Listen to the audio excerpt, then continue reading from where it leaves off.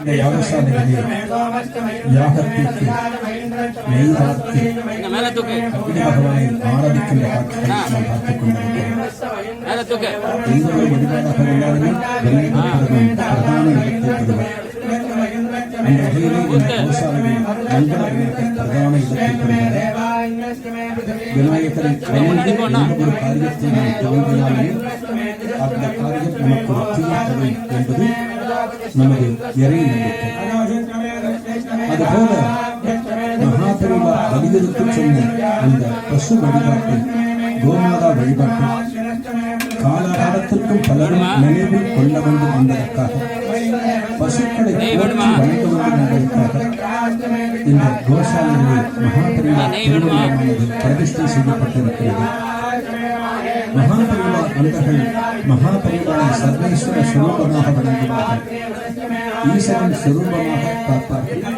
அந்த வகையிலே மகாபெரிவாளுக்கு முன்னால் இங்கே ஒரு நந்திதேவரும் காணப்படுகிறார். இந்த மகானுக்கு ஒவ்வொரு தினமும் வழிபாடுகள் நடக்கவுள்ளன. தற்போது யாகசாலையில் நடைபெற்று வருகின்ற வழிபாடுகளை நாம் பார்த்துக் கொண்டு வருகிறோம். நெய்க்கு ஒரு பிரதான இடத்தை நமது சாஸ்திரமானது கொடுத்திருக்கிறது. நாம் எல்லாம் உணவு உண்ணுகிற போது நமக்கு பிடித்த பதார்த்தத்தை நாம் சாப்பிடுகிறோம். எந்த பதார்த்தம் நமக்கு பிடிக்குமோ நாம் எடுத்துக் கொள்கிறோம். ஆனால் அக்னி பகவானுக்கு மிகவும் பிடித்தமான உணவு எது என்று சொன்னால் நெய். அந்த நெய்யின் மூலமாக நவதானியங்கள், பொறி உட்பட, சமத்துகள் உட்பட பலவற்றின் மூலமாகவும் அக்னி பகவானை நாம் கொண்டாடுகிறோம். ஒருவருக்கு உண்டான உணவை நாம் கொடுத்தால் அவர் திருப்தி அடைவார் என்று அழைக்கிறார். அதுபோல அக்னி பகவானுக்கு நாம் சமர்ப்பிக்கின்ற பொருட்கள் மூலம் அக்னி பகவானை திருப்தி அடைந்து நாம் வாழ்த்துவதாக ஐதீகம். அந்த வகையில்தான் இந்த நெய்க்கும் சமத்துக்களுக்கும் நவதானியங்களுக்கும் யாகங்களில் பிரதான இடம் கொடுக்கப்படுகிறது. தற்போது யாகசாலை வழிபாடுகளை நாம் பார்த்துக் கொண்டிருக்கிறோம்.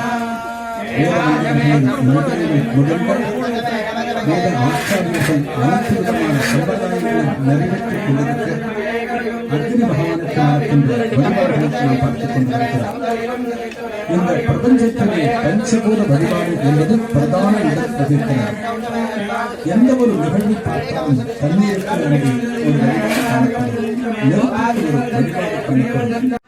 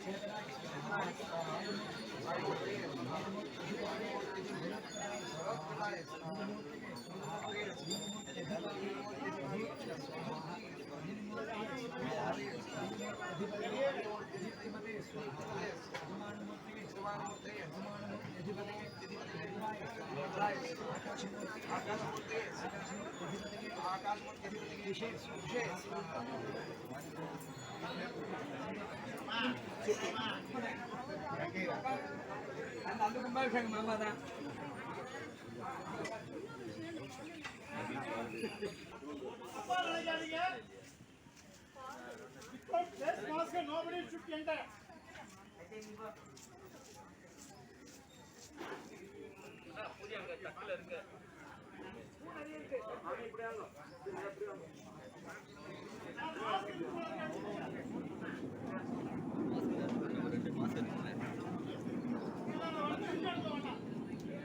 மாஸ்க் வச்சிருப்பாங்க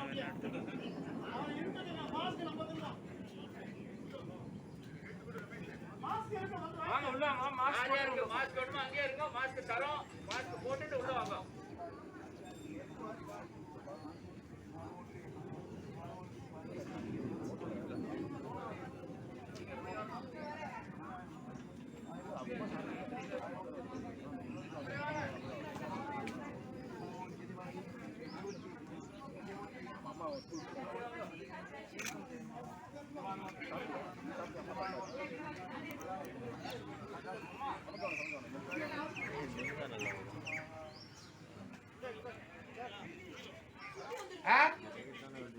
யாகசாலை இங்க வாங்க ஆமா நேரா வந்துடாது இப்படி வந்துருமா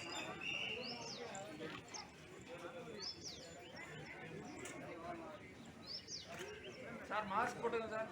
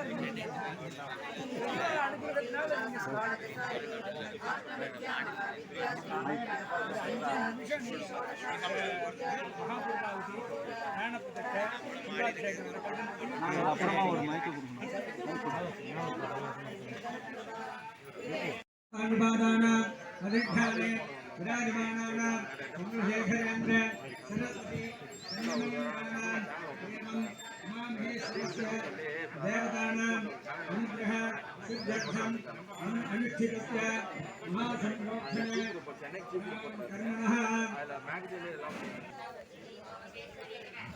இன்றைய தினம் ஒரு முக்கியமான நாள்.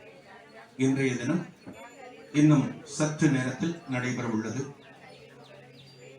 இந்த விமரிசையான கும்பாபிஷேக காலத்தில் பக்தர்கள் அனைவரும் கலந்து கொள்ள முடியவில்லை என்கிற ஏக்கம் இருந்தாலும் இந்த நிகழ்ச்சியை யூடியூப் வாயிலாகவும் ஸ்ரீ சங்கரா தொலைக்காட்சி வாயிலாகவும் உலகெங்கும் இருக்கிற பக்தர்கள் கண்டு தரிசிக்கலாம். இந்த கும்பாபிஷேக நிகழ்வானது காலை 9:45 மணி முதல் 10:45 மணி வரை ஸ்ரீ சங்கரா தொலைக்காட்சியில் நேரலையாக ஒளிபரப்பாக உள்ளது. யாகசால பூஜைகள் நேற்றைய தினம் துவங்கி பிராண பிரதிஷ்டை இன்னும் சற்று நேரத்தில் பூர்ணாபதி நடைபெற உள்ளது. வேத விற்பனர்கள் இந்த யாகசால பூஜையில் நேற்றைய தினம் முதல் கலந்து கொண்டு யாகசாலை ஸ்ரீ கோபால கணபாடிகள் சுமகம் திருப்பதி தேவஸ்தானம் வேதபாராயணம் ஓய்வு அவர்களது தலைமையில் தற்போது இந்த யாகசால பூஜைகள் நடைபெற்று வருகின்றன. பக்தர்கள் அனைவரும் அரசு அறிவித்தபடி சமூக இடைவெளி கடைபிடித்து முகக்கவசம் அணிந்து கொண்டு எவருக்கும் எந்தவிதமான இடையூறும் இல்லாமல் இந்த கும்பாபிஷேக நிகழ்வை கண்டு தரிசிக்குமாறு ஆலயத்தின் சார்பில் கேட்டுக்கொள்ளப்படுகிறது. இந்த கோசாலை வெகு சமீபத்தில் துவங்கப்பட்டது. மகாபெரிவா நமக்கு வலியுறுத்திய பல்வேறு அம்சங்களுள் கோசாலை என்பது மிகவும் முக்கியமானது. இந்த உலகத்திலே ஒருவருக்கு இருக்கக்கூடிய உறவு முறைகளில் மிக உயர்ந்த உறவு என்று சொல்லப்படக்கூடியது தாய். தாயை மிஞ்சி எந்த ஒரு உறவும் நமக்கு கிடையாது. அதனால்தான் மாதா பிதா குரு தெய்வம் என்று சொன்னார்கள். அத்தகைய தாய் ஸ்தானத்தில் நாம் பசுக்களை வைத்திருக்கிறோம் என்பது நாம் எல்லாம் பெருமைப்பட வேண்டிய ஒன்று. பசு என்று சொல்லாமல் கோமாதா என்று அழைக்கின்றோம். இந்த நாட்டிலே எதையெல்லாம் நாம் போற்ற வேண்டும், எவற்றையெல்லாம் நாம் வணங்க வேண்டும் என்பதற்காக அவற்றையெல்லாம் ஒரு தாய் ஸ்தானத்தில் வைத்து வழிபடக்கூடிய முறை காணப்படுகிறது.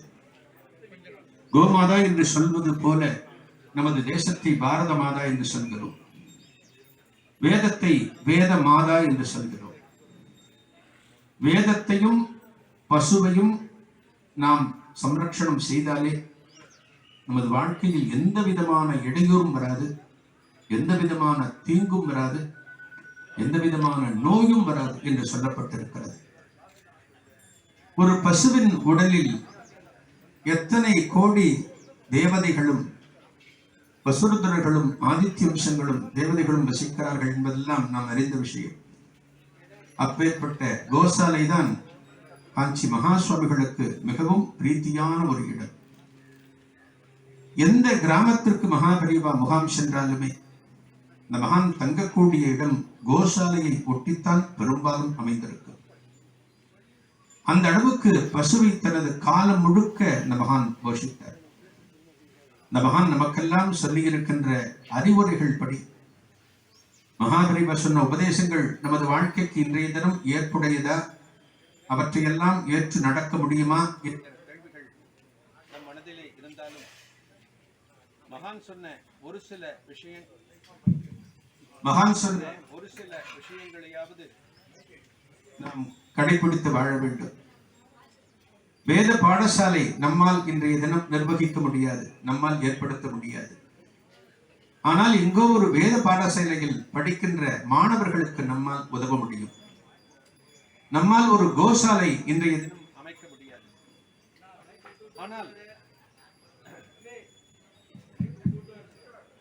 ஆனால்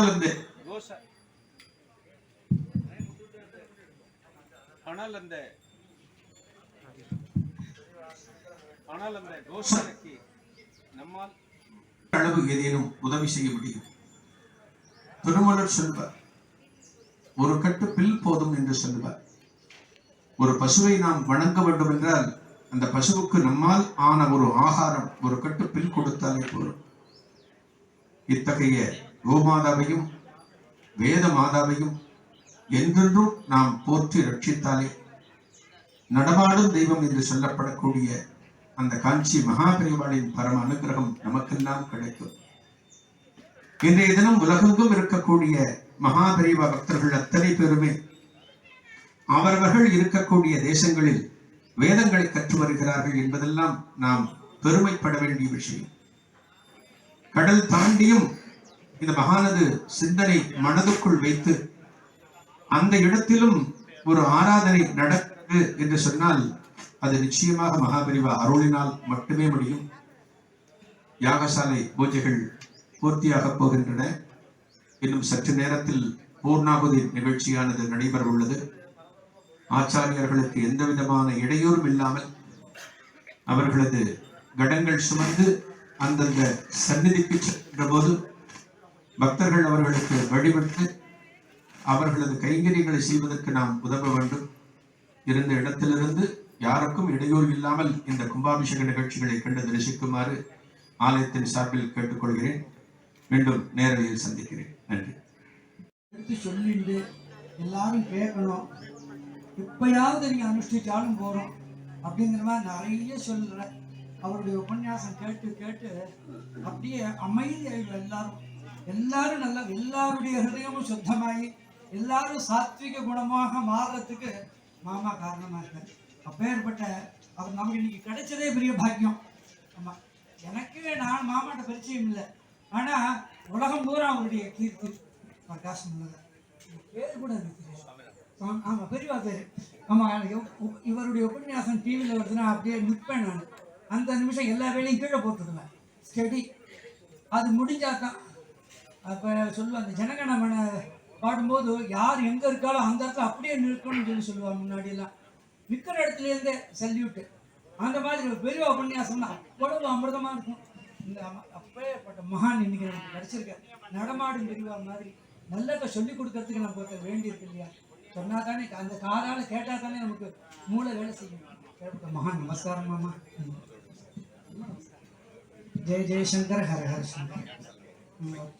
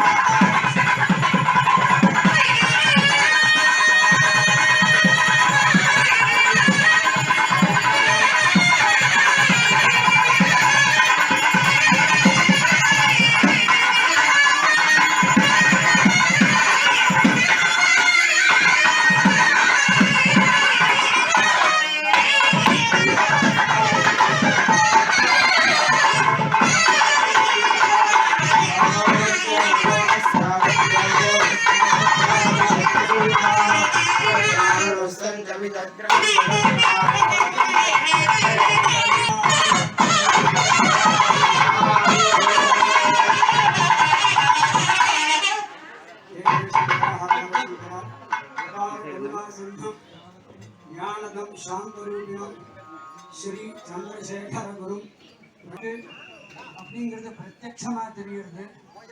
ஏன்னா எல்லா திக்குலையும் ஆச்சாரியாருக்காக கோவில் கட்டிங்கிறோம். கோவில்னா சாமானிய கோவில் இல்லை. கோரிக்கையிலேருந்து ஆரம்பிச்சா ஒன்னொன்னு பீட் பண்ற மாதிரி இருக்கு. என்ன இப்பதான் அந்த நாகராஜன் மாமா அவருடைய ஒரு குரூப் கும்பாபிஷேகம் பண்ணா. அது என்ன அது அதனுடைய வைபவமே தனி. இந்த இங்கேயும் இந்த இடம் எப்படி இருக்குன்னா கோஷால முன்னாடியே வந்துடுது. சாதாரணமாக நேற்றுக்கு சொன்னேன், கும்பாபிஷேகம் பண்ணுறதுக்கு முன்னாடி ஒரு கிரகப்பிரவேசம் பண்ணுறதுக்கோ இல்லைன்னா ஒரு பெரிய வியாபார ஸ்தலம் ஆரம்பிக்கிறதுக்கோ ஒரு ஆசிரமம் கட்டுறதுக்கோ எந்த காரியம் பண்ணினாலும் வீடு கட்டுறதுக்கோ அந்த இடத்துல பசுமாடை கூட்டின்னு வந்து 3 நாள் ராத்திரி அது அங்கேயே சாப்பிட்டு அங்கேயே தூங்கணுமா. அந்த 3 நாள் ராத்திரி பசுமாடு எந்த இடத்துல தூங்குறதோ அந்த இடத்துல ரொம்ப விசேஷமான ஒரு சக்தி சித்திக்கிறதுன்னு சாஸ்திரங்கள்லாம் சொல்லியிருக்கு. அதனால பூமியில 16 விதமான சல்ய தோஷம்னு இருக்கு. பூமியை தோண்டி பார்த்தா எது வேணாலும் வந்து கிடைக்கும். எது கிடைக்கிறதோ அதுக்கு தகுந்த பலன் சொல்லணும்னு இருக்கு. 10 அடி தோண்டும் போது நல்லதும் கிடைக்கலாம், கெட்டதும் கிடைக்கலாம். ஆனா இந்த இடத்துல தோண்டி பார்த்தேன்னா டன்னா சொர்ணம் கிடைக்கும் போல இருக்கு. ஏன்னா பசுமாடு முன்னாடியே வந்து எல்லாம் கண்ணுக்குட்டியோடு இருக்கிற பசுமாடு சவச்சாம் காம் சுவர் சம்ரக்ஷணார்த்தம் அப்படின்னு கண்ணுக்குட்டியோட கூட பசுமாடு. பசுமாடுல கூட இங்க இருக்கிற பசுமாடெல்லாம் சாஸ்திரியமான பசுமாடு இருக்கு. சாஸ்திரியம்னா உங்களுக்கு எல்லாருக்கும் தெரியும்னு நினைக்கிறேன்.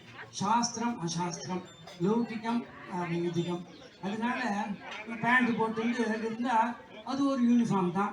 வேஷ்டி கட்டினா அது ஒரு யூனிஃபார்ம் தான். அது வைதிகம்னு சொல்றோம். நம்ம மடிசார் கட்டினா அது ஒரு யூனிஃபார்ம், மடிசார் இல்லாமல் இருந்தால் அது ஒரு யூனிஃபார்ம். ஆக இந்த வைதிகமாக இருக்கக்கூடிய அந்த பசுமாடு வைதிகமா இருக்கு, வேதோக்தமா இருக்கு. அப்பேற்பட்ட இடத்துல இந்த பசுமாடு முன்னாடியே வந்துருக்கு. ஒரு 3 நாள் ராத்திரி தான் தங்கணும்னா 30 நாளைக்கு மேல இருக்கும். அப்படி ஒரு பசுமாடு அந்த இடத்துல இந்த மகாபிரிவாளுக்கு ஒரு கும்பாபிஷேக பிரதிஷ்டை, விக்கிரக பிரதிஷ்டை, மகாகணபதி பிரதிஷ்டை, உமாமகேஸ்வர பிரதிஷ்டை, எல்லாத்துக்கும் மேல இன்னொரு ரகசியமா ஒன்று வச்சுக்க வேண்டியிருக்கு. அந்த ரகசியத்தை சொல்லிவிட்டுமா? சொல்லிடலாமா? ரகசியமே இல்லை. இன்னொரு ரகசியம் அங்க இருக்கு. கைலாசத்துக்கு சமமான ரகசியம் ஒண்ணு இருக்கு இந்த இடத்துல. ஆமா, அதனால அப்படி ஒரு மகிமையான ஒரு இடத்துல இந்த கும்பாபிஷேகம் அவசரமா நம்ம பண்ண முடியாது அப்படிங்கிறதுக்காக தான் ஒரு பிரதட்சணம் வந்தேன். நாங்க வந்து இந்த டிவி எல்லாரையும் பார்க்கணும்னு சொல்லிட்டு அவன் முன்கூட்டி ஏற்பாடு பண்ணியிருக்கான். அதனால அவன் வந்ததுக்கு அப்புறம் தான் பூர்ணாவதி பண்ண போறேன். முதல்ல ஒரு நட போய் பார்த்துடுவோம். என்ன வயசானவாளா இருக்கா எல்லாரும், அவன் ஜாக்கிரதையா எடுத்துன்னு நடந்து வருவாளான்றதுக்காக பார்த்தேன். ரொம்ப அமோகமா இருக்கு, சக்சஸ்ஃபுல்லா இருக்கு. ஆக எல்லாத்தையும் நாங்கள் முடிச்சுட்டோம். அந்த டிவிக்காரா வரத்துக்கு ஒரு 5 நிமிஷம் முன்னாடி தான். ஏன்னா அதுக்கப்புறம் எனக்கு ரொம்ப டைம் கிடையாது. 3 பிரதட்சணம் பண்ண முடியாது, 1 பிரதட்சணம் தான் பண்ணணும். அப்போ 3 பிரதட்சணம் பண்ணால் டைம் இழுத்துட்டே போகும். அதுக்காக 3 பிரதட்சணம் பண்ணுற சாஸ்திரத்தையும் அனுசரித்து இந்த 3 பிரதட்சணம் முடிஞ்சது. ஆக அப்போ அவள் வந்தோடனே லௌகிகமான ஒரு பிரதட்சணம். அது வந்து எல்லா ஜனங்களும் பார்க்கணுங்கிறதுக்காக அந்த பிரதட்சணம். இது தேவதைகளுக்காக உள்ள பிரதட்சணம். அது எல்லாரும் தரிசனம் கொடுக்கறதுக்காக உள்ள பிரதட்சணம். அந்த பிரதட்சணம் ஆன உடனே பூர்ணாவதி ஆன உடனே வசோர்தாரா ஆன உடனே ஆர்த்தி முடிஞ்ச உடனே இந்த பெரிய கலசங்கள்லாம் எடுத்துன்னு விமான கலசம் ஒருத்தர் எடுத்துக்கணும், அதிஷ்டான கலசம் ஒருத்தர் எடுத்துக்கணும். விமான கலசம் எல்லாம் கொஞ்சம் பால்யமாக இருந்தால் தேவையில்ல, படி ஏறி மேலே போய் ஜாக்கிரதையாக தடிக்கு விழாமல் கொண்டு போய் வைக்கணும். ஏன்னா அது நிறைய 10 லிட்டர் உள்ள எல்லா குடம்லாம் சொல்லாவே இல்லை, எல்லாம் குடமாக கொண்டு வந்து 12 குடம். அதனால அதை தூக்கிட்டு படியேறி நடக்கணும். பால்யமாக இருக்கிறவாளாக இருக்கணும். அது யார் தலையில் இருக்கோ அதை பிடிச்சுக்கிறதுக்கு ஒரு 2 பேர் வேணும். ஏன்னா அவரை நம்ப முடியாது. ஒரு காலடி எப்படி எடுத்து வைக்கிறான்னு சொல்ல முடியாது. அதனால பக்கத்தில் 2 பேர் பிடிச்சிட்டு தான் போகணும். ஆனால் அவருக்கே சக்தி இருக்கும். ஆனால் கூட ஒரு குடத்துக்கும் விமானத்துக்கு ஏறுறதுக்கு உள்ளவாளுக்கும் அதிஷ்டானத்துக்கு போகிற அந்த கலசத்துக்கும் பக்கத்தில் 2 பேர் பிடிச்சுக்கிறதுக்குன்னு நில்லுங்கோ. முடிஞ்ச பட்சம் அவள் வேஷ்டி கட்டின்னு வாழ நில்லுங்கோ. வேஷ்டி கட்டிக்காத வாழ வேஷ்டி கட்டின்னு நில்லுங்கோ. ஏன்னா ப்ரோக்ராம் வந்து மாமா எத்தனை மணி 9:45 இன்னும் 45 நிமிஷம் இருக்கு. அதனால 45 நிமிஷத்துல அவ மணி பண்ணிக்கிறவா. ஏன்னா இந்த விமான கலசத்தை அதிஷ்டானத்து கலசத்தையோ எடுத்துன்னு போறவால 2 பேரோ 4 பேரோ எத்தனை பேர் வேணா இருக்கலாம். அவளுக்கு ஆதரவா அந்த அவருக்கு சிரமமே தெரியக்கூடாது. அந்த கலசத்தை நீங்க பிடிச்சுக்கணும், அவர் வந்து எடுத்துன்னு வருவார். அந்த மாதிரி அதை எடுத்துன்னு நிரூபிக்கணுமா கொண்டு வந்து அந்த இடத்துல கொண்டு சேர்த்துடணும். அதனால இன்னும் 50, 40, 30, 40 நிமிஷம் டைம் இருக்கு. அது ஏன்னா அந்த விமான கலசம் எடுக்கிறதுக்கு முன்னாடி நான் பூர்ணாவதி பண்ணி நைவேத்தியம் பண்ணி இதெல்லாம் பண்ணிட்டு நான் கொண்டு போனோம். ரொம்ப ஷார்ட் டைம் அது. அதுக்குள்ளே நான் எடுத்துன்னு போயிட்டு அதுக்கப்புறம் துணையோருக்கு அந்த வைதிகம்லாம் அவங்களுக்கு சொல்ல முடியாது என்னென்ன நடக்கும்னு. ஆக இப்போ மகாபிரிவாளுடைய அனுகிரகத்தினால எல்லாமே ரொம்ப விதிவத்தாக நடக்கிறது. மூலமந்திர ஹோமமாகட்டும், தத்பன்யாசமாகட்டும், மூலாரப்த சூத்திரம் நாடி சந்தமாகட்டும், எல்லாம் விதிவத்தாக ரொம்ப அமோகமாக நடந்திருக்கு. மகாபிரிவாளை பற்றி இன்னைக்கு 5 நிமிஷம் உபன்யாசம் இதெல்லாம் வந்து நம்ம எதிர்பாராம நேற்றுக்கு சாயங்காலம் மகாபிரிவாளுடைய கோவிலே வந்துருது. நடமாடும் கோவிலே நடமாடும் ஒரு மகான் வந்தார். நேற்றுக்கு நடமாடும் கோவில் வந்தது. இதெல்லாமே ஒரு பெரிய சகுனம் நமக்கு. ஆமாம், புண்ணியாவாச்சனம் பண்ணணும் எல்லா இடத்தையும் அப்படின்னு கவலையே பட வேண்டாம். நீங்கள் புண்ணியாவாச்சனம் பண்ணி நீங்கள் புரோக்ஷனம் பண்ணினா பண்ணுங்க, கண்ணாட்டி போங்கன்னு வருணனே வந்து எல்லாருக்கும் புண்ணியாவாச்சனம் பண்ணி போயிட்டார் நேற்றுக்கு. நீங்கள் என்ன புண்ணியாவாச்சனம், நீங்கள் மந்திரவத்தா நீங்கள் பண்ணுறீங்களோ இப்படி வேணா இருந்தோம். நானே நேரையே வரேன். வருணம் ஆகாக யானையும் சொல்லி புரோக்ஷனம் பண்ணி புண்ணியாவாச்சனம் நீங்கள் சொல்லி புரோக்ஷிச்சுடுவேன். நான் மொத்தம் பவித்திரம் வாங்கிட்டேன்னு நேற்றுக்கு வருணன் வந்துட்டேன். இதுக்கு மேலே நமக்கு வந்து சுப சூச்சகம் வேறு அவசியமே இல்லை. மகாபிரிவா பிரத்யட்சமாக இருக்கா. கலசத்தில் நம்ம பெருவாள் ஆகாரம் பண்ணி பூஜையெல்லாம் பண்ணிட்டோம். அடுத்து ஒரு 20 நிமிஷத்தில் இந்த பிரதட்சணம் எடுத்துக்கொண்டு பூர்ணாவதி ஆனவங்க ரசோத்தார ஹோமம், இன்னும் நைவேத்தியம், கற்பூர ஹாரத்தி, கலசத்தை எடுத்துன்னு அவாவ அந்தந்த இதுக்கு யார் எந்தெந்த கலசம் அப்படிங்கிறத ஞாபகம் வச்சுக்கோங்க. மறக்காமல் அந்த கலசத்தை நான் எடுத்து தரேன். விமான கலசம், அதிஷ்டான கலசம் தான். எது சொன்னாலும் அவள் வகையில் எடுத்து கொடுத்து ஞாபகமாக தப்பு நடக்காமல் விமானம் போகணும். கீழே மூலஸ்தானத்துக்கு போகணும். அப்படி மொத்தம் 4 கலசம். மூலஸ்தானம் விமானம் 2, அங்கே மூலஸ்தானம் விமானம் 2 வச்சுருக்கேன். அதே மாதிரி பார்வதி பரமேஸ்வராவுக்கு 2 கலசம் தருவேன். அதையும் அவள் எடுத்துன்னு போகும்போது மொத்தம் 4, 2, 6 கலசம். 6 கலசம் பாக்கியெல்லாம் 16 கலசம். அதனால் இது எல்லாருக்கும் ஒரு தூரம் சொல்லிட்டா எல்லாருக்கும் மனசுக்கு வந்துடும். ஸ்திரீகள்லாம் அந்த சமயத்தில் அவள் நிறைய ஸ்லோகங்கள் அப்பயும் கொஞ்சம் ஸ்லோகம்லாம் சொல்லுங்க. ஜெயதேசன் சொல்லுங்க. அம்மா ஏன்னா இந்த சாட்சாத் அம்பாள் ஆராதனை பண்ணிருக்கு நேற்றுக்கு. அம்மா சிவாசினி பூஜை, கன்னிகா பூஜை, இதெல்லாம் கோ பூஜை போட அடுத்த 2வது நிமிஷம் ஒரு 2 நிமிஷத்தில் கோ பூஜை பண்ணிடணும். அது ஒன்று நமக்கு இருக்குது. காலையில் பண்ண வேண்டியது. அந்த வந்ததுக்கப்புறம் கோ பூஜை பண்ணி போனால் உங்களுக்கு டைம் இருக்குமா, எல்லாம் பண்ணிக்கலாமா? எல்லாம் 2 நிமிஷம் தான் ஒன்று. அதனால் அந்த கோ பூஜை ஒன்று வச்சுருக்கேன் பெண்டிங்க. பாக்கெல்லாம் முடிச்சுட்டேன். கோ பூஜை ஒன்று இருக்குது, பூர்ணாவதி இருக்குது, பிரசோத்தார ஹோமம் இருக்குது, நைவேத்தியம், உடனே பரிவர்த்தத்தை கட்டிட்டு எல்லாம் கிரகப்பிரி எல்லாமே முடிச்சுட்டேன். நான் ஜெயாதி ஹோமத்துலேருந்து எல்லாம் முடிஞ்சு போச்சு. தப்பு சமஸ்தமும் முடிச்சாச்சு. இப்போ நமக்கு வந்து ரிலாக்ஸாக இருக்கணும், டென்ஷனாக இருக்கக்கூடாது அப்படிங்கிறதுக்காக நம்ம எல்லாத்தையும் முன்கூட்டி முடிச்சுட்டோம். நான் வயசானவாளாக இருக்கா, ஒரு அவசரம் வாங்க கூட்டின்னு போகக்கூடாது, நிதானமாக அடிச்சுன்னு போகணும். நானும் ஒரு 10 நிமிஷம் எல்லாருக்கும் ரெஸ்ட்டு வந்து காத்துருக்கணும். இப்போ அடுத்த 2வது நிமிஷத்தில்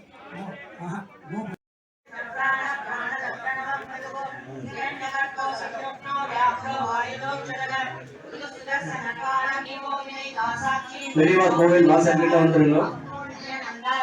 எல்லாரும் இடவேளை மெயின்டைன் பண்ணுங்க. சகசநாமம் நடந்துருக்கு, கோ பூஜை நடந்துருக்கு. இப்ப லைவ் ஸ்டார்ட் ஆக போகுது. எவ்வளோ இடம் விட்டு உட்காருங்க, நல்லா தெரியும்.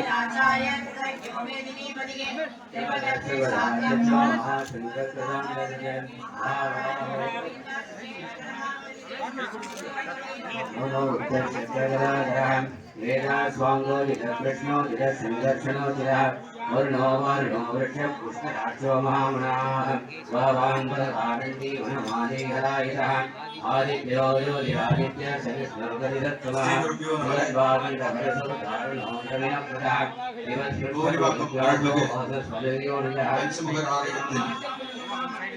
சார்பாக அமைக்கப்பட்டுள்ள அற்புதமான இந்த கோசாலையில் ஸ்ரீ மங்கள விநாயகர் மகாபிரிவா விக்கிரக பிரதிஷ்டையாகி இன்னும் சற்று நேரத்தில் கும்பாபிஷேகம் நடைபெற உள்ளது. தற்போது மகாபிரிவா திருச்சந்நிதிக்கு முன்னால் கோபூஜை நடந்து கொண்டிருக்கக்கூடிய காட்சிகளை நாம் பார்த்துக் கொண்டிருக்கிறோம். எந்த ஒரு நிகழ்வாக இருந்தாலுமே நமது பாரத தேசத்தின் சம்பிரதாயத்தின்படி சாஸ்திரப்படி கோபூஜை செய்வது மரபு. அத்தகைய கோபூஜை தற்போது நடந்து கொண்டிருக்கிற காட்சிகளை பார்த்துக் கொண்டிருக்கிறோம். பசுவின் உடலில், இந்த தேகத்தில் எண்ணற்ற தேவதைகளும் எண்ணற்ற தெய்வங்களும் குடிகொண்டிருப்பதாக சாஸ்திரங்கள் சொல்கின்றன. இந்த பசுவை வணங்கினால் நமக்கு என்னென்ன நற்பலன்கள் கிடைக்கும் என்று தெளிவாக சொல்லப்பட்டிருக்கிறது. பசுவையும் கன்றையும் வலம் வந்து வணங்கினாலே நமது பிணிகள், நமது தோஷங்கள் அகல்வதாக சொல்லப்பட்டிருக்கிறது. ஒரு தெய்வம் என்றால் தெய்வத்தின் முன்பகுதியில் இருந்து நாம் வணங்குவோம். ஆனால் இந்த பசுவின் பின்புறம் மகாலட்சுமி தேவி வாசம் செய்கின்ற காரணத்தினால் பசுவின் பின்புறத்தில் பூஜை செய்வது நமது வழக்கம். பசுவின் முகத்திலே அந்த இடத்தில் எந்த விதமான ஒரு வழிபாட்டையும் நாம் செய்வதில்லை, அலங்காரம் செய்வதை தவிர. இந்த கோபூஜை என்று சொல்லப்படக்கூடிய இந்த பசுவுக்கு நாம் சொல்கிற மந்திரங்களும், நாம் சொல்கிற அற்புதமான அந்த மந்திர ஒலிகளும் இந்த பசுவின் பின்பக்கத்தின் வாயிலாக சென்று அந்த இடத்திலே நாம் பூஜிக்கின்ற காட்சிகளை தற்போது நாம் பார்த்துக் கொண்டிருக்கிறோம். எந்த ஒரு நிகழ்வுக்கும் கோபூஜை என்பதுதான் அதனுடைய துவக்கம். அத்தகைய பசுவை ஆராதிக்கின்ற காட்சிகளை அனைவரும் பார்த்துக் கொண்டிருக்கிறீர்கள். இன்றைய தினம் இந்த நிகழ்ச்சிக்கு அரசின் கட்டுப்பாடுகளுக்கு உட்பட்டு அனைவரும் பலரும் கூடக்கூடாது என்கின்ற காரணத்தினாலே வெகு எளிமையாக இந்த நிகழ்வானது நடந்து கொண்டிருக்கிறது. இந்த நிகழ்வின் மூலமாக இந்த கோபூஜை காட்சிகளை யூடியூப் வாயிலாக அனைவரும் தரிசிக்க வேண்டும் என்பதற்காக ஆலயத்தின் சார்பில் விமர்சையாக ஏற்பாடுகள் நடந்து கொண்டிருக்கின்றன. இந்த நிகழ்ச்சியை ஸ்ரீ சங்கரா தொலைக்காட்சியிலும் நேரலையாக பக்தர்கள் கண்டு தரிசிக்கலாம். சங்கரா தொலைக்காட்சியிலும் நேரலை துவங்கிவிட்டது. 10:45 மணி வரை இந்த கும்பாபிஷேக நிகழ்வை பக்தர்கள் அவரவர்கள் இருந்த இடத்திலிருந்து உலகத்தின் பல பகுதிகளிலிருந்து தரிசிப்பதற்கான ஏற்பாடுகள் நடந்திருக்கின்றன.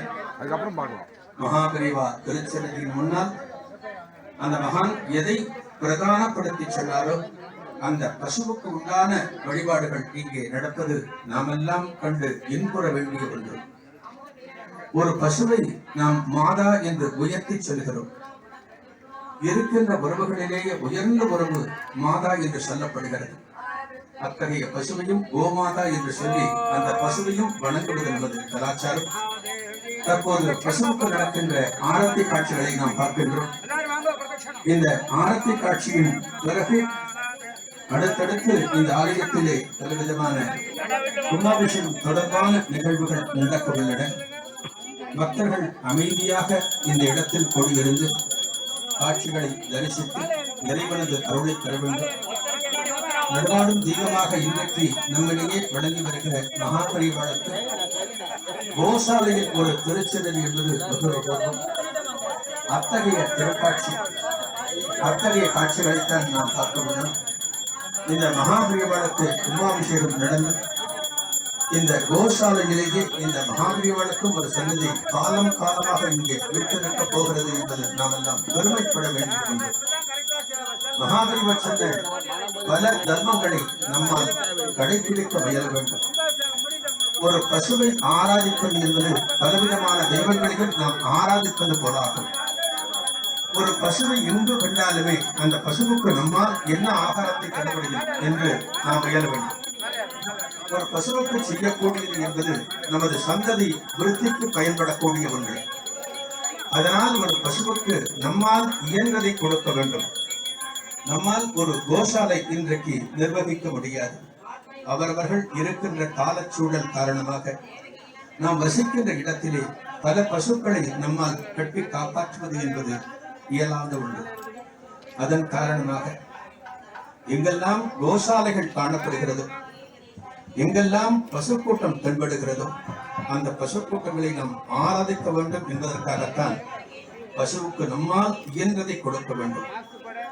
வேதமும் பசுக்களும் ஒரு தேசத்தில் நிறைந்திருந்தால் சொத்துக்களை நாம் காப்பாற்றுவதை விட்டுவிட்டு, அத்தகைய சொத்துக்களை நாம் போற்றுவதை விட்டுவிட்டு நாம் எதையோ செய்து கொண்டிருக்கிறோம். இந்த பசுக்களை காப்பாற்ற வேண்டும் என்கிற விழிப்புணர்வானது எளிமையிலாவது நம் அனைவருக்கும் வர வேண்டும். பசுக்களை காப்பாற்ற வேண்டும். பசுக்களை போஷிக்க வேண்டும். தனியொருவனுக்கு உணவில்லையே இந்த ஜகத்தினை அழைத்திடுவோம் என்று சொன்னார் பாரதியார். அதுபோல இந்த உலகத்திலே அனைத்து விதமான ஜீவராசிகளையும் நாம் போற்றி வணங்க வேண்டும். மனிதர்கள் மட்டும்தான் ஜீவராசி என்று நாம் நினைத்துக் கொண்டிருக்கிறோம். இந்த உலகத்திலே சுமார் 70 லட்சத்திற்கும் மேற்பட்ட ஜீவராசிகள் காணப்படுகின்றன. தரையில் ஊறுகின்ற எறும்பில் துவங்கி, ஈகில் துவங்கி, நடமாடுகின்ற நாய் பூனையில் துவங்கி 70 லட்சம் ஜீவராசிகள் காணப்படுகின்றன. அத்தனை ஜீவராசிகளையும் போற்றி வணங்கியவர்கள் தான் மகான்கள், மகாபிரிவா. அதுபோல்தான் தன் காலம் முழுக்க காணப்பட்ட எந்த ஒரு ஜந்துவுக்கும் ஒரு தொந்தரவை கொடுக்கக்கூடாது. ஒவ்வொரு ஜந்துவையும் நாம் வணங்க வேண்டும். எல்லாமே இறைவனின் படைப்பு என்று சொன்னார் மகாபிரிவா. அத்தகைய பக்குவம் நமக்கு பசுக்களை போஷிக்க வேண்டும். பசுவை வணங்கும் போது வளர்ச்சி என்பது கிடையாது. அதனால்தான் இன்றைக்கு பாரத தேசத்திலே பசுவதை என்பதை எதிர்த்து பசுக்களை காப்பாற்றப்பட வேண்டும் என்கிற கோஷமானது பல திசைகளில் எதிரொலித்துக் கொண்டிருக்கிறது. ஒரு பசுவை ஒரு விவசாயியில் இருந்து வேறு மண்டலத்தில் புறப்பட்டுச் செல்கின்ற காட்சியை நாம் பார்த்துக் கொண்டிருக்கிறோம்.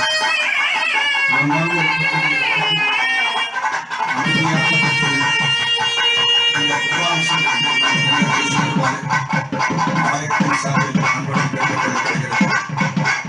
இந்த ஆலயத்திலே பஞ்சமுக ஆஞ்சநேயர் ஆலயத்தின் சார்பாக அமைக்கப்பட்டிருக்கிற இந்த கோசாலையில் ஏராளமான பசுக்கள் காணப்படுகின்றன. பசுக்கள் இருக்கக்கூடிய இடத்தில் பரந்தாமன் என்று சொல்லப்படக்கூடிய கிருஷ்ண பரமாத்மா இருக்கிறார். அந்த கிருஷ்ண பரமாத்மாவின் சுரூபமாக ஒரு மகாபரிவா இந்த கோசாலையில் தொடர்கின்றனர். எங்கு யாத்திரை வேத பண்டிதர்கள் வேத மந்திரங்கள் முழங்க இதோ சென்று கொண்டிருக்கின்ற காட்சிகளைத்தான் நாம் பார்த்துக் கொண்டிருக்கிறோம். அந்த மகானின் நினைவு, மகாபரிவாளின் அந்த மந்திரம், மகாபரிவா சரணம் என்பதே நமக்கு வேத மந்திரம். பெரியவா சரணம் என்கிற மந்திரத்தை மிஞ்சி உலகத்தில் எந்த மந்திரமும் இல்லை. என்னால் மந்திரம் சொல்ல முடியவில்லை, எனக்கு எந்த விதமான சமஸ்கிருத உச்சரிப்பும் வரவில்லை, இந்த மகானுக்கு உண்டான அஷ்டோத்திரங்களை என்னால் சொல்ல முடியவில்லை என்று எவரும் கவலைப்பட வேண்டாம். பெரியவாச்சரணம் பெரியவாச்சரணம் என்கிற நாமத்தை சொன்னாலே போதும். ஹரஹர சங்கர ஜெய ஜெய சங்கர என்கிற நாமத்தை சொன்னாலே போதும். நமக்கு இருக்கின்ற விரத முறைகளும் ஆச்சார முறைகளும் புறத்தினால் அல்ல, எல்லாமே அகத்தினால் என்பதை மகான்கள் பல்வேறு சந்தர்ப்பங்களில் நிரூபித்திருக்கிறார்கள். நம் மனதிலே இறைபக்தியானது கொண்டிருக்க வேண்டும். நாம் எத்தனைதான் ஆச்சார சுத்தி இல்லை என்றாலும், புறத்திலே காணப்படவில்லை என்றாலும், இந்த மனத்திலே தெய்வத்தை நிறுத்தி, இந்த மனத்திலே மகாபரிவாளை நிறுத்தி, மங்கள விநாயகரை நிறுத்தி இந்த நேரத்திலே நாம் வழிபட்டால் அந்த தெய்வத்தின் ஒருவர்களும் திருவர்களும் நமக்கு ஒருங்கே கிடைக்கின்றன. தற்போது மகாபரிவா திருச்செந்ததியின் முன்னால் இந்த இடங்கள் காணப்படுகின்றன. மகாபரிவா திருச்செந்ததியிலேயே தற்போது காணப்படுகிறார்கள். இந்த திருச்செந்ததியின் மேலே ஏறுவதற்கு படிகள் அமைக்கப்பட்டிருக்கின்றன. அருகே மங்கள விநாயகர் திருச்செந்ததி காணப்படுகிறது. தற்போது நாம் பார்த்துக் கொண்டிருப்பது மங்கள விநாயகர். அந்த மகாபரிவா அடுத்து கும்பாபிஷேகம் நடக்க உள்ளது. இதோ வேத அங்கே அமைக்கப்பட்டிருக்கக்கூடிய மகாபரிமானது கோஷம். பசுக்கள் இல்லையே இந்த பாரத தேசத்தில் பொலிவு இல்லை, பசுக்கள் இல்லையே இந்த பாரத தேசத்தில் வளம் இல்லை, பசுக்கள் இல்லையே இந்த தேசத்தில் இல்லை. முன்னிறுத்தி மகாபரிவா தன் காலத்தில் பசு கொட்டடியிலேயே வாழ்ந்து நமக்கெல்லாம் காண்பித்தார். அந்த மகானை போல ஒரு மகானை இனி நாம் எப்போது காண்போம் என்பதெல்லாம் பக்தர்கள் பலவாறு சிந்தித்தாலே இந்த மகான் இன்றைக்கும் நம்மிடையே விளங்கி நம்மையெல்லாம் அருள் பாலித்து வருகிறார். இதோ மகாபரிவா திருச்செந்ததியின் விமானத்தை தற்போது நாம் பார்த்துக் கொண்டிருக்கிறோம். கடங்கள் அங்கே அந்த திருச்செந்ததியை சென்றடைந்து அங்கே கலசங்கள் இறக்கி வைக்கப்படுகின்றன. அந்த கலசத்திற்கும் உரிய வழிபாடுகள் உள்ளன. கலசத்திற்கு அபிஷேகம் முடிந்த பிறகு கீழே இருக்கக்கூடிய மகாபிரிவா திருவடிவத்திற்கும் மகாபிஷேகம் நடக்க உள்ளது. மகாபிரிவா திருச்செந்தத்திற்குள்ளும் கலசங்கள் சென்றடைகின்றன. தற்போது மகாபரிவா திருச்செந்ததி விமானத்தை நாம் தரிசித்துக் கொண்டிருக்கிறோம். அந்த திருச்செந்ததியிலே வைதிகர்கள் அமர்ந்து வேத மந்திரங்களை சொல்லிக் கொண்டிருக்கிறார்கள். மகாபரிவா அந்த திருச்செந்ததி மேலே அமைந்திருக்கக்கூடிய அந்த விமானத்திற்கு, அந்த கலசத்திற்கு உரிய வழிபாடுகளை தற்போது நடத்தி கொண்டிருக்கக்கூடிய காட்சிகளை நாம் நேரலையில் தரிசித்துக் கொண்டிருக்கிறோம். இந்த இடத்திலே மாலைகளை அனைத்து விதமான மந்திரங்களையும் சொல்லி பூஜிக்கின்ற காட்சிகளை தற்போது நாம் பார்த்துக் கொண்டிருக்கிறோம். இது கலச நீரால் உடலில் அபிஷேகம் செய்திருக்கிறார்கள். அந்த கலச நீர் கொண்டு அபிஷேகம் இன்னும் சில நிமிடங்களில் நடக்க உள்ளன. பக்தர்கள் மகாபரிவாச்சரணம் பெரிவாச்சரணம் பெரிவாச்சரணம் என்கிற நாமத்தில் அவர்கள் இருந்த இடத்திலிருந்து சொல்லி இந்த மகானை வழிபடுமாறு கேட்டுக் கொள்ளப்படுகிறது. இதோ புனித நீர் அடங்கிய கலசமானது வேத பண்டிதர்கள் தங்கள் கையில் எடுத்துள்ளார்கள். அந்த கலசத்திற்கு தற்போது அபிஷேகம் செய்து வைக்கப்படுகிறது. இதோ மகாபரிவா திருச்செந்ததிக்கு மகாபரிவா விமான கலசங்களுக்கு வழிபாடுகள் நடத்தப்பட்டுள்ளது. இந்த கும்பாபிஷேகமானது தற்போது நடந்து கொண்டிருக்கிறது. இது கலச நீரால் அபிஷேகம் செய்திருக்கின்ற காட்சிகளைத்தான் தற்போது நாம் நேரடியில் தரிசித்துக் கொண்டிருக்கிறோம். புனிதமான நீர் கொண்டு அந்த கலசத்திற்கு அபிஷேகம் செய்து அந்த சன்னதிக்கு உரிய சாநித்தியத்தை ஏற்படுத்திக் கொண்டிருக்கிறார்கள். தற்போது மகாபரிவா திருச்செந்ததிக்கும் கும்பாபிஷேகமானது வெகு சிறப்பாக நடைபெற்றுவிட்டது. அந்த கலசத்திற்கு சந்தனம் வைத்து குங்குமம் வைத்து மந்திரங்களை சொல்லி ஆராதித்து வழிபாடுகள் நடந்திருக்கக்கூடிய பார்த்து வருகிறோம். அர்ச்சனை நடத்தப் போகிறது. இந்த புஷ்பார்ச்சனைக்கு பிறகு ஆதிசங்கரனை தற்போது நாம் தரிசித்துக் கொண்டிருக்கிறோம். உலகத்திற்கெல்லாம் மூலமாக இருக்கக்கூடியவர் மகான் ஆதிசங்கரன். அந்த மகான் ஆதிசங்கரர் நமக்கு பலவிதமான வழிபாடுகளை கொடுத்து அனைத்தையும் நமக்கு அருளியிருக்கிறார். அந்த ஆதிசங்கரர் மகாபரிவா திருச்செந்ததியில் பிரதான இடத்தை வகிக்கிறார். மகாபரிவா சிவஸ்வரூபம் என்கின்ற காரணத்தினாலே இந்த விமானத்திலே இந்த கருவறையின் மேலே நந்திதேவர் தரிசனத்தையும் நம்மால் செய்யப்படுகிறது. இனி வருகின்ற பிரதோஷங்கள் சிவன் ஆலயங்களில் மட்டுமல்ல, இந்த மகாபரிவா திருச்செந்ததியில் இந்த பிரதோஷமானது ஒரு சிறப்பாக நடைபெறுகிறது. அந்த வகையில் மகாபரிவா திருவடிகளை நாம் சரண் புகுந்து இந்த மகானின் பரிபூரணமான அருள் இதோ ஆரத்தி காட்சியை நாம் கண்டுள்ளோம். அர்ச்சனை முடிந்து அந்த கலசத்திற்கு நடக்கின்ற ஆரத்தியை நாம் தரிசித்துக் கொண்டிருக்கிறோம்.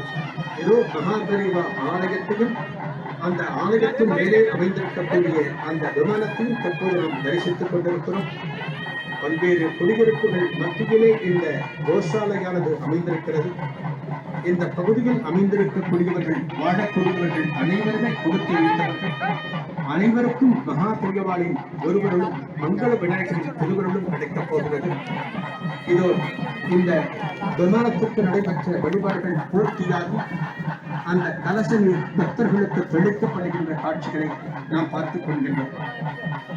அடுத்து ஒவ்வொரு திருச்சன்னதியும், அதாவது மங்கள விநாயகருக்கும் மகாபரிவாளுக்கும் நடக்கின்ற அபிஷேகம் ஜடாபிஷேகம் இன்னும் சற்று நேரத்தில் நடைபெறவுள்ளது. இந்த கும்பாபிஷேகம் நிறைவான இன்றைய தினம் துவங்கி ஒரு மண்டல காலத்திற்கு நித்தமும் ஆலயத்தில் மண்டலாபிஷேகம் நடைபெறுகிறது. மண்டலாபிஷேகத்தில் கலந்து கொள்ள வேண்டும் என்று நினைக்கின்ற அன்பர்கள் ஆலய அலுவலகத்தை தொடர்பு கொண்டு எந்த மண்டலாபிஷேக தினத்தில் தங்களது வழிபாட்டை வைத்துக் கொள்ளலாம் என்று தீர்மானித்துக் கொள்ளலாம். அதற்காக அலுவலகத்தில் இருக்கின்ற அன்பர்களை அணுக வேண்டும். மண்டலாபிஷேக பூர்த்திக்கு பிறகு ஒரு நிறைவான ஆலயமாக நித்தமும் பல்வேறு வழிபாடுகள் நடக்கின்ற ஆலயமாக இந்த கோசாலையும் மாறப்போகிறது. ஒரு கோசாலையிலே தெய்வத்தின் தரிசனமும் நமக்கு கிடைக்கிறது. ஒரு கோசாலையிலே பசுக்களின் தரிசனமும் நமக்கு கிடைக்கிறது என்பதெல்லாம் நாம் பெற்ற பேறு என்று சொல்ல வேண்டும். இதோ மூலவர் திருச்செந்ததியில் மகாபரிவா திருவடிவை நாம் தரிசித்துக் கொண்டிருக்கிறோம். இந்த மகாபரிவா திருச்செந்ததியில் தான் தற்போது கும்பாபிஷேக விழா நடைபெற்றது. ஆன்மீக அன்பர்கள் கும்பாபிஷேகத்தில் கலந்து கொண்ட அன்பர்கள் தற்போது அந்த விமானத்திலிருந்து கீழே இறங்கிக் கொண்டிருக்கிறார்கள். அடுத்தடுத்த வழிபாடுகள், திருச்சன்னதி அபிஷேகங்கள் அடுத்தடுத்து நடைபெற உள்ளன. அந்த காட்சிகளை பார்த்துக் கொண்டிருக்கிறோம்.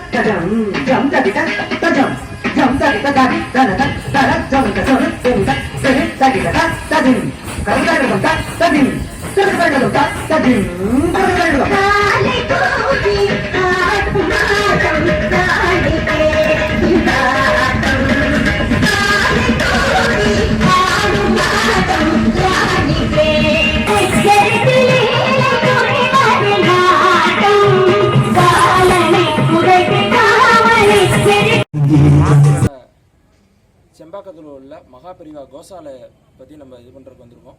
அங்கே உள்ள முக்கிய பிரபுவரை பற்றி நம்ம என்னன்றதை, இந்த கோவிலை பற்றியும், அவர் இந்த ஏரியாவில் அவர் என்னென்ன பண்ணிகிட்டு இருக்காரு, இந்த ஏரியா அசோசியேஷனை பற்றியும், இந்த கோவிலை பற்றி எப்படி உருவாச்சு, என்ன பண்ணிகிட்டு இருக்காங்கன்றதை அவர்கிட்ட கேட்டு தெரிஞ்சுக்கலாம். வணக்கம் சார். வணக்கம். உங்கள் பேர் சொல்லுங்கள். என்னுடைய பேர் சீதாராமன். நான் ராஜகீழ்பாக்கம் குடியிருப்போர் நலச்சங்கம் கூட்டமைப்புன்னு ஒரு 32 அசோசியேஷன் இங்கே இருக்குது. அதுக்கு செக்ரட்டரியாக இருக்கிறேன். இந்த ஏரியாவில் வந்து கிட்டத்தட்ட ஒரு 7-8 வருஷமாகவே நாங்கள் நிறைய நற்பணிகள்லாம் செஞ்சிட்ருக்கோம். இப்போ பக்கத்தில் இருக்கிற கோயில் வந்து ஃபஸ்ட்டு இங்கே வந்தது. அப்புறம் ஆலவட்டம் கோயில் பார்த்தீங்கன்னா அதுவும் இப்போ கும்பாபிஷேகம் ஆச்சு. இப்போ அடுத்து கோசாலை வந்து ஆரம்பிச்சிருக்காங்க, அங்கேயும் கும்பாபிஷேகம் இன்றைக்கி ஆயிடுச்சு. ஆக மொத்தத்தில் இந்த ஏரியாவில் பார்த்தீங்கன்னா ஒரு கோயில் நிறைய அதிகமாக இருக்கிற இடமா போயிடுச்சு. பின்னால் தேனீஸ்வரர் கோயில் இருக்குது, அதே மாதிரி சக்தி விநாயகர் சொல்லிட்டு ஒருத்தர் கட்டியிருக்காங்க. இந்த ஏரியாவில் எல்லாமே ரீசெண்டாக ஒரு 4 வருஷத்துக்குள்ள தான் இந்த கோயிலெலாம் உருவாகி ஏரியா இருக்கிற கோயில் இல்லாத ஏரியா குடியே போனாலும் ஏரியா ஃபுல்லாக கோயில் இப்போ வந்து கரெக்டு சார் சொல்கிற மாதிரி முதல்ல வந்து கோயில் இல்லாத இடத்துல குடியிருக்கக்கூடாதுன்னு சொல்லுவாங்க. ஆனால் இப்போ கோயில் நிறைய இருக்கிற இடத்துல அதுக்கு காரணம் இங்கே இருக்கிற பார்த்தீங்கன்னா ஒரு 10,000 வீடுகள் குறையாமல் இருக்கிற ஏரியாவில் எல்லாரும் இந்த கோயிலுக்கெல்லாம் டொனேஷன் அதெல்லாம் கொடுக்குறாங்க. அதுதான் இந்த கோயில் வர்றதுக்கு மூல காரணமே எல்லாம் பகவான் சிவனுடைய தேனீஸ்வரரும் மகாபெரிவாளுடைய ஆசீர்வாதம் தான் நமக்கு இந்த மாதிரி ஒரு அச்சீவ்மெண்ட் பண்ண முடியும்.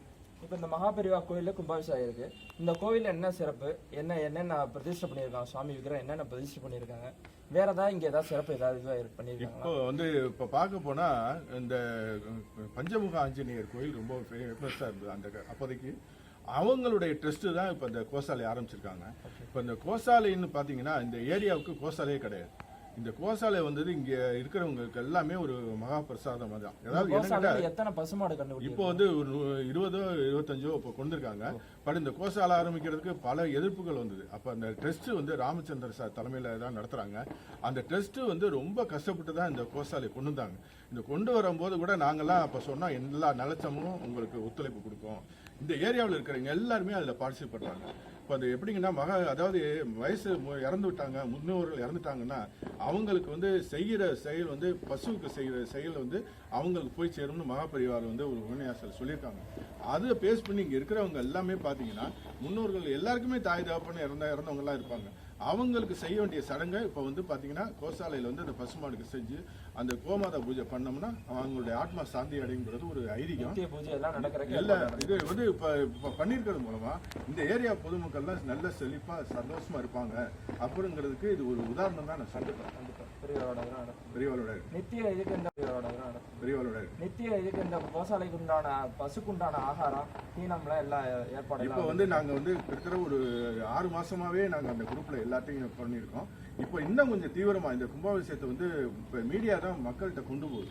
இதை எல்லாருமே பார்க்குறாங்க. இப்போ இன்னைக்கு காலையிலேருந்து சங்கரா டிவியில் பார்க்குறாங்க, எல்லாத்தையும் பார்த்து உடனே சொல்கிறாங்க, சார் இந்த மாதிரி இருக்கிறது எந்த லொக்கேஷன் கேட்குறாங்க. இப்போ அந்த அளவுக்கு மக்கள்கிட்ட விழிப்புணர்வு கொண்டு வந்தது மீடியா தான். இந்த மீடியாவை தான் முதல்ல நம்ம தேங்க் பண்ணணும். அதுக்கு அடுத்து என்ன கேட்டிங்கன்னா, இந்த கோசாலையில் காயத்ரி ஜபம் ஒரு தடவை செஞ்சால் நிறையா தரம் வந்து செஞ்ச மாதிரி ஒரு புண்ணியம். இதையும் மகாபரிவார் ஒரு கதை இதில் சொல்லியிருக்காங்க. அதனால இப்போ இந்த டைம் இருக்கும் போதெல்லாம் இந்த காயத்ரி ஜபத்தை நம்ம கோசாலையில் போய் சொன்னோம்னா நமக்கு ஒரு புண்ணியம் கிடைக்குங்கிறது என்னுடைய ஒரு ஆசை. இப்போ இன்னைக்கு காலையில் நேற்றுலேருந்து நம்ம சத்தியமித்ரன் சேனல் ஃபுல்லாக லைவ் டெலிகாஸ்ட் பண்ணிட்டு இருக்கோம். இப்போ அதனால இருந்து அவங்களோட ஃபீட்பேக்லாம் எப்படி இருக்குது? இப்போ அந்த சேனல் பார்த்தீங்கன்னா, இப்போ இந்த சேனல் வந்து இப்போ ரீசெண்டாக நான் இப்போ தான் பார்த்தேன். அதை இந்த பார்த்த உடனே காலையில் கும்பாபிஷேகத்துலேருந்து லைவாகவே ஓடிச்சு. லைவாகவே பார்க்கும்போது நான் வந்து மடிப்பாக்கத்தில் இருந்தேன். உங்கள் லைவ் சேனல் வந்து எனக்கு யூடியூப்பில் அனுப்பிட்டாங்க, இந்த மாதிரி லைவாக ஓடுங்க பாருங்கள். அதை பார்த்த உடனே தான் எனக்கு ஐயோ நேரம் ஆயிடுச்சு அப்படிங்கிற. எங்கிட்ட மடிப்பாக்கத்தில் மரங்கள்லாம் நட்டோம். எங்களுடைய சர்வீஸ் பார்த்தீங்கன்னா ஏரியை தூர்வாடுறதும் எக்ஸ்னோரா அமைப்புன்னு ஒரு அமைப்பு, அந்த அமைப்பும் சபரி கிரீன் ஃபவுண்டேஷன் சேர்த்து நிறைய மரங்கள் நடணும். இப்போ அந்த கோசாலையில் வந்து இப்போ கும்பாபிஷேகம் ஆச்சுங்கிறத நீங்கள் லைவாக போட்டோன்னா எங்களுக்கு ரொம்ப எல்லாருமே பார்த்துட்டு சொன்னாங்க, நீங்கள் யூடியூப்பை ஷேர் பண்ணியிருக்கீங்க, அதை பார்த்துட்டு இருக்கோம். கேட்டால் இப்போ கொரோனா காலகட்டத்தில் நீங்கள் பண்ண உதவி வந்து எத்தனையோ பேருக்கு ஒரு புண்ணியத்தை நீங்கள் தேடிருக்கீங்க. அதுக்கு உங்களுக்கு கோடான கோடி நன்றி சொல்லணும்.